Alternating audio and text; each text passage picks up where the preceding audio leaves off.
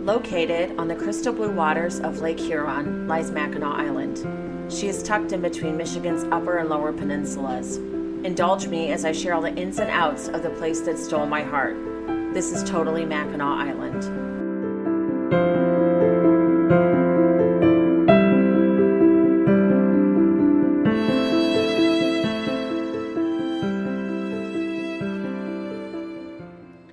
Hello and welcome to Totally Mackinac Island podcast. I am your host, Heather. So by the time this airs, the island will be closed. Okay, not closed.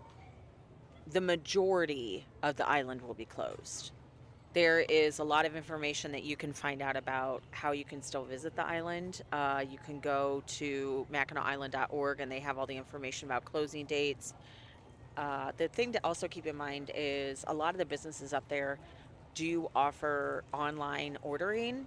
So if you are like me and need a Mackinac fix, it's always nice to be able to get on there and order stuff. And I know I greatly appreciate it, especially for gifts. You know, it's great to have some different ideas, and especially if you're thinking, man, I wish I had had the opportunity or forgot to get it. You can always check. And if you don't follow all of these places on social media, I highly recommend, because that's how I find out a ton of my information, by stalking them on social media. Yeah, all in good fun. So I'm actually sitting outside at our back porch. We have taken almost everything in. This is probably the latest that we've ever done this at home, because I don't know if anybody else is experiencing this. Our fall is a little bit later this year. We have a tree out front, and this is how I see how the seasons are going. And it's usually changed pretty far at this point, but oh, you're going to hear our dogs barking. Apologies. But this time, usually by Halloween, it's completely changed. And I think it will be. But we have a lot of leaves down, which it probably will be. I kept thinking Halloween was this past weekend. We were doing a surprise party for my dad. He's turning 65. My sister's coming in from California. So it's a busy weekend. But I was trying to also watch everything happening on Mackinac, because it's a really fun weekend up there. If you've never had the opportunity to go up there for Halloween weekend, I recommend it so highly. First of all the costumes that we came across when we were there, incredible. And I love me a good costume, and they were great. So I appreciated that. Um, anyway, so one of the many things that got me going about this podcast is because behind the chair when I'm working, my clients and I talk about a lot of different things. And of course, one of the many things I tell them about is Mackinac Island and where to stay. And that's really what got me started on this journey. And so one of my clients, they were going to be heading up um, there in Michigan, and she was mentioning that they might be able to go to Mackinac for a few days. And I was talking to her, and we got to talking, and at first she had mentioned that they were only going to do one night, but then they decided to do more. And I'm so glad that she did. And it also fell on the weekend of the Fudge Festival. And this was the first year that the Fudge Festival had been moved from August to October. And I have to admit, I cannot wait to go there next year at this time, because October has really become my favorite time to go up there. I mean, don't get me wrong, any time is, but I just love it so much. I'm such a fall person. And so I reached out and I asked my client if her and her kids would be willing to answer some questions about their trip, their experience. And she was more than happy to do this. And Heidi, I've gotten to know her. She actually goes to another stylist who had to take some time off. So I've been lucky enough to do her hair a few times, and we've really just bonded. She's just the sweetest. I love hearing all of her stories, all the adventures that they have. And so this just seemed perfect that she was able to share. And she was gracious enough to also share pictures with us. I got permission because, like some families, they do like to keep some things private, but she was more than willing to share their experiences, because I think she feels like all of us, it's great for people to see how a family experience is. It is. So I'm actually going to read all of our answers off. And this might be something that you notice a little bit differently with the podcast is that I might not have the opportunity to get some of these guests on the show. So this is going to work better for me with wanting to bring the podcast back if I'm not able to actually get a interview secured. If I can send them questions and they can answer, at least it's getting the information to you guys. I'm going to do all I can to try and secure some interviews, but timing is always a factor. Life gets in the way sometimes. So this, without further ado, I'm going to introduce the Gunn family. All right. So I shared the questions with her, and these are all of her answers. Thank you so much for doing this. Can you share with the listener where you stayed on the island and what drew you to staying there? We stayed at the inn on Mackinac. What happened upon this, we came through it on Priceline.com and knew by the photos that our girls would love the magical charm it had to offer. And in case you aren't sure where the inn of Mackinac is, this is not in the questions. I'm just ad-libbing in here with it.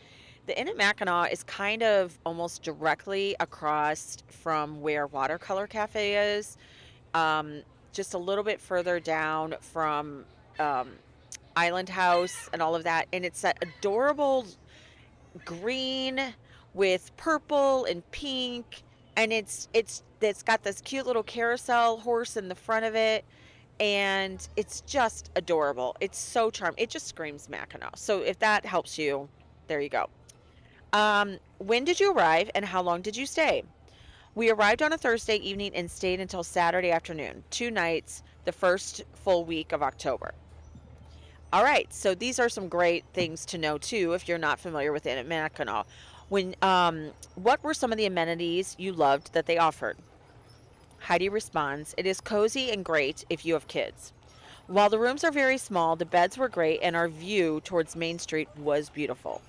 The rooftop hot tub, you heard that right, folks, and waterfall was a highlight as well as a simple continental breakfast.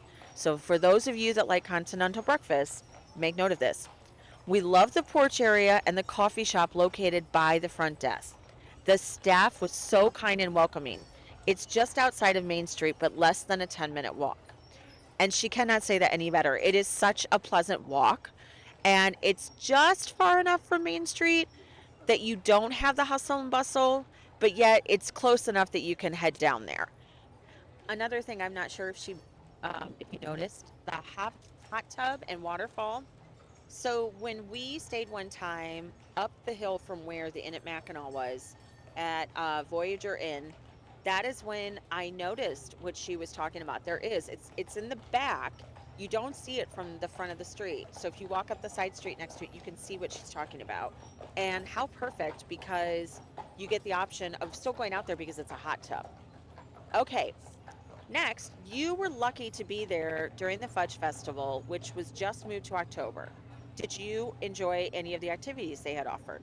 Heidi responds, "They had hidden little sugar beet stuffed animals all over the shops on Main Street for the kids to find, and that was a highlight for our daughters to go searching for them. Otherwise, they had things like scavenger hunts. You could put your name in a drawing to fire off the cannon or even help make fudge. Also, pumpkin carving and various other options of things to do, but we laid pretty low and didn't do any of those Fudge Festival related activities except tasting fudge." And I'll be honest, when she was saying she was going, I didn't even put two and two together that it was the Fudge Festival. But not everybody needs to do all of that because that's the great thing about Mackinac. If you want to do that, you can. If you don't, you don't have to. So, what all did you do while visiting the island?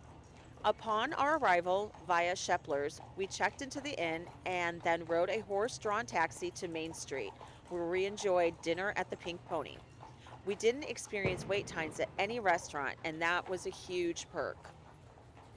On Friday, we loved the carriage tour we booked with our Shepler tickets. She recommended this. Look for package deals and learn so much about the island. We highly recommend doing this on your first days. The Butterfly Pavilion was closed for the season, but we enjoyed the history of the Grand Hotel, the cemetery, horse stables, and 8-minute stop at Arch Rock.